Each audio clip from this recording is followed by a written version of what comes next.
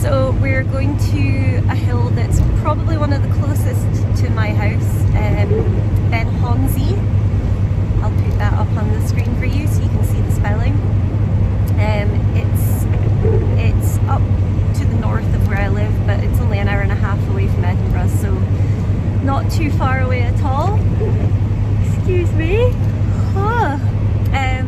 Obviously, as you can see, I didn't camp. I decided just to go this morning because it's so close. There wasn't really much point in camping. It's not like I've got far to go. So the weather is pretty bad, I have to say. I don't know if you can see out the window, but it's quite wet, quite gross. But the forecast is to clear up in about an hour's time, and there is snow on the hill. So fingers crossed it will be absolutely miserable and raining. I think it will just be snowy and icy. Which is better? I don't know. But that is the plan. Anyway, the plan is for Ben Chonzie today because I have still never done it, which is hilarious when it's so close to where I live. So yeah, I will report back once we get there. Hey.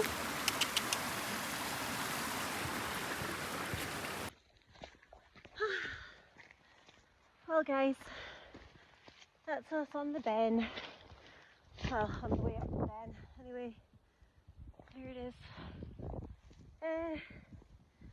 So far, everyone always says Ben Chonzie's a really easy Monroe. I'm buckled. I'm absolutely buckled. Do you know, part of the issue today is that it's actually quite mild. And of course I'm wearing all this gear because it's meant to be really cold wind chill at the top. I've got my new bag. So I've got some gear in there in case it is cold. But yeah, I think I'm gonna have to take my fleece off. I'm so hot. And it's raining obviously, so I don't want to be cold and wet. So I'm trying my best to keep my waterproof on. But oh my god, struggling. But I'm also fat and lazy because it's the beginning of the year, so I'm gonna stop. I'm gonna grab some water, take my fleece off, and then we're gonna make it up there, aren't we, Issa? She feels the same way today.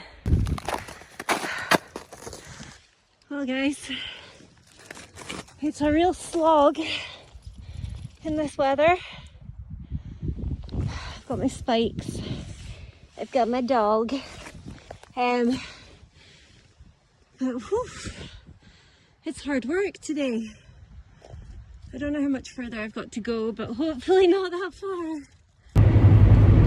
Hi guys, so I did make it to the summit of Ben Chonzie. I'm pleased to say. I don't have any footage of the summit, largely because number one, there was so much snow and the sky came in, it was like white cloud, fog, whatever you want to call it.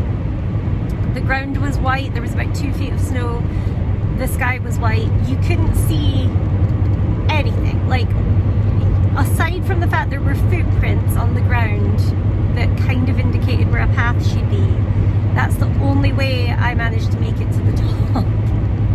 That and the fact that a lovely guy who was also walking up behind me, his GPS watch seemed to know a little bit better the route than my Garmin eTrex, which had just given up the ghost once again, as it tends to do. So thank you, Matt, my new friend, who basically was the only reason we managed to find the summit at all, because yeah, that was a lot of snow, no visibility, like zero, absolutely no visibility whatsoever. So Matt and his watch saved the day. We made it to the shelter cairn sort of thing that they have up there, and basically I touched the cairn, gave Issa her little lunch that she gets at the top of the summit, and then then we just, all of us just turned around and came straight back down because it was bitterly cold up there. It was, do you know, I laughed because Ben Chonzie is recommended by everybody as like a perfect beginner's Monroe, which I think in the summertime it probably is. It's probably beautiful, lovely, easy walk. In January in the snow, yeah, that was probably one of the most difficult summit, like the final pushes to get to the summit that I think I've experienced so far.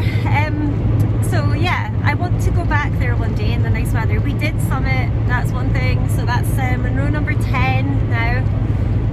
But yeah, I do feel that in the nice weather it's probably a really beautiful walk, but today, as you can see, my hair is like, from being rained on to start with, snowed on to finish, and then sweat, my hair is looking great at the moment.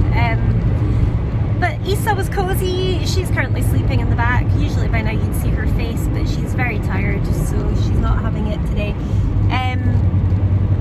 Issa had her Equifleece on about maybe 2/3 of the way up, and then once we got to the kind of final bit to go to the summit, I put her Herta raincoat thing on, and I think she was pretty warm actually, despite the snow.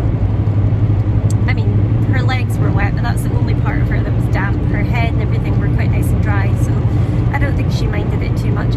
I wish I'd taken a picture at the top, but honestly guys, I could probably take a picture of a piece of A4 paper and say that that was the summit. That was how white it was all around, so you're not missing much really.